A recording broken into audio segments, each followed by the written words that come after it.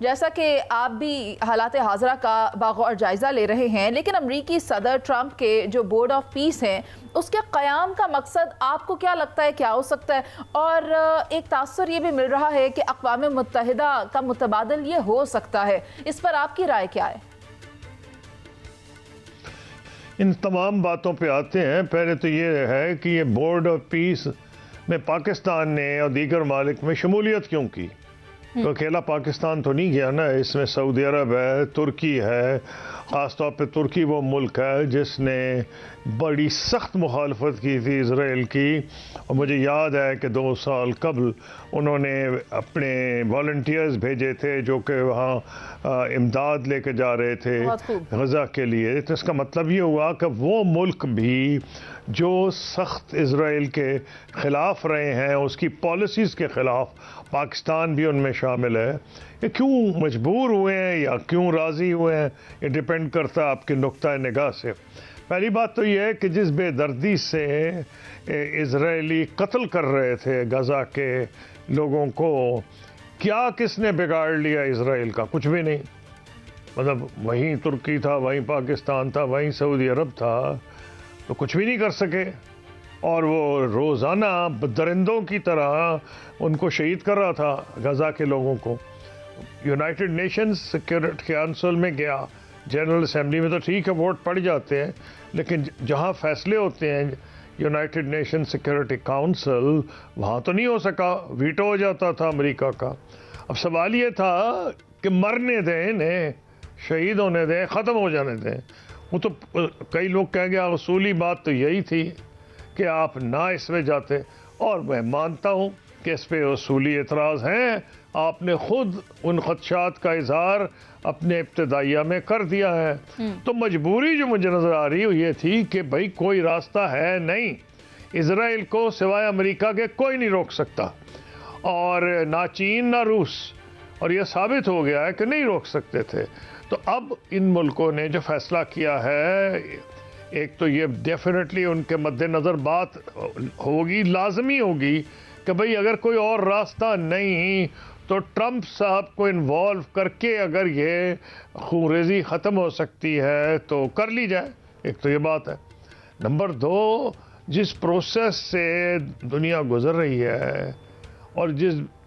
اس کا صرف ایک آپ کے سامنے اسرائیل اظہار تھا، اور دنیا بہت سے اظہار ہوئے ہیں۔ آپ نے دیکھ لیا کہ ابھی گرین لینڈ کا کیا حشر ہو رہا ہے، پریزیڈنٹ ٹرمپ نے مختلف ممالک کے بارے میں کیا کچھ کہا ہے، میکسیکو ہو، کینیڈا ہو وغیرہ۔ ان حالات میں مجھے یہ بھی ماننا پڑے گا کہ جو ملک گئے ہیں اس بورڈ آف پیس میں، انہوں نے اپنے تئیں اپنے قومی مفادات کو برتر رکھا، یہ سوچا کہ بھئی اگر اس میں دونوں کام ہی ہو جائیں، ایک تو جان بچ جائے ان کی فلسطینیوں کی، نمبر 2 ہم رانگ سائڈ پہ کیوں نہ ہو، نمبر 3 کہ جو فلسطین کی ریاست کا خواب ہم بچپن سے دیکھ رہے، میں تو دیکھ رہا ہوں بچپن سے، ایک دن فلسطین کی ریاست بنے گی، اور بھائی زمین ہوگی تو بنے گی نا ریاست۔ اگر وہ آہستہ آہستہ ہر قبضہ ہی کرتا جائے گا اسرائیل، تو کہاں بنے گی؟ کسی دماغ کے خانے میں تو نہیں بن سکتی، کوئی تخیلاتی ریاست تو نہیں ہے نا۔ اس کو روکنے کا کیا طریقہ تھا؟ اس کا بھی یہی طریقہ تھا کہ کوئی ایسے معاہدے میں جایا جائے جس میں پیلسٹائن کی ریاست کا نام ہو۔ اب سعودی عرب اور ایسے ممالک ہیں، کئی ایسے تو ہیں جنہوں نے ابراہیم اکارڈز میں دستخط کیے تھے، میں نے تو خود اس کو ڈیل کیا ہے۔ ترکی میں میری میٹنگ ہوئی تھی اسرائیلی ڈپٹی پرائم منسٹر کے ساتھ، جو سمجھ رہے تھے کہ ہم ان کو ریکگنائز کر لیں گے۔ آج ٹائم نہیں ہے کہ میں کیوں انہیں ملا تھا، کیوں فیصلہ کیا گیا تھا، لیکن میں نے بڑا کلیئرلی کہا تھا کہ جب تک آپ انڈیپینڈنٹ وائبل پیلسٹینین اسٹیٹ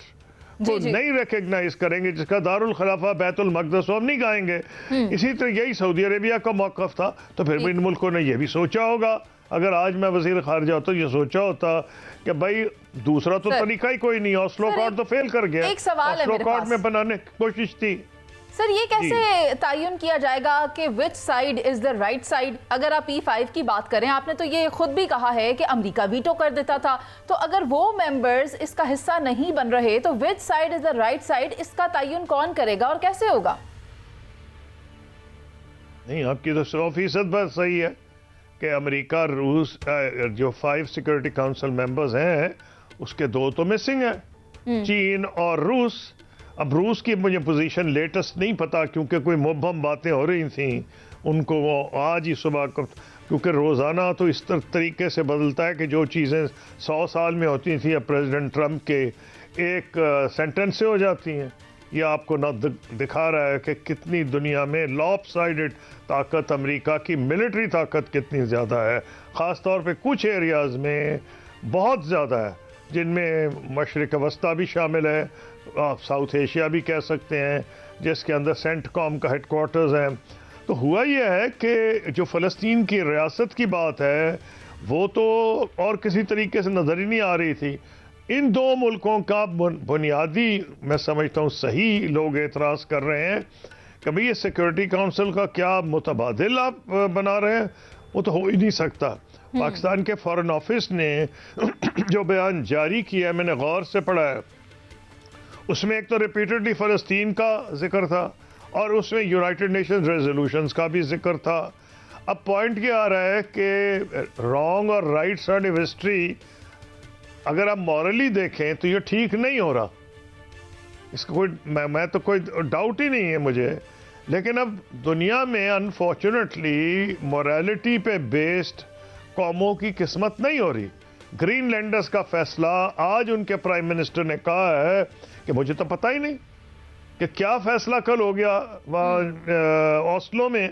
میرے جزیرے کا جو دنیا کا سب سے بڑا جزیرہ ہے،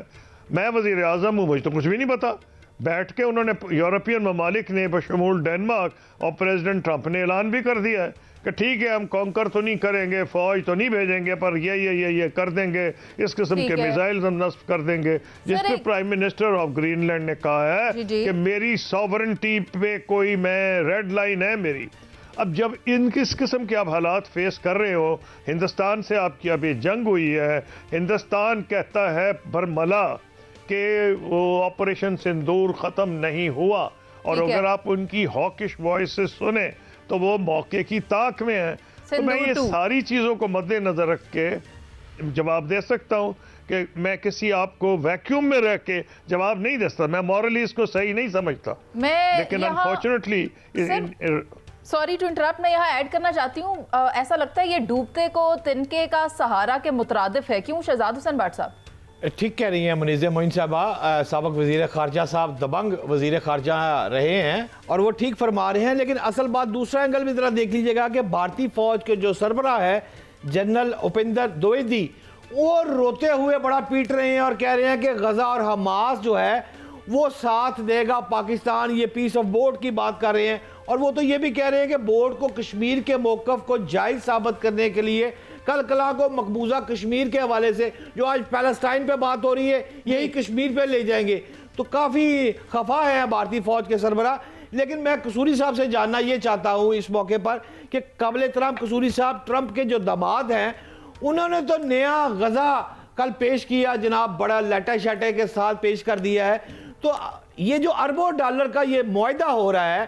نیو غزہ کا، یہ فلسطینیوں کے لیے ہے یا امریکی سرمایہ کاروں کا منصوبہ ہے؟ اتنا بڑا جو ماسٹر پلان ہوگا، اس میں جب تک فلسطینی وہاں سے نکل نہیں جائیں گے تو سر ہاؤ اٹ پاسبل کہ یہ پلان چل جائے گا بغیر پیلسٹائن کے، بغیر فلسطینیوں کے؟ یہ ممکن آپ سمجھتے ہیں خورشید قصوری صاحب؟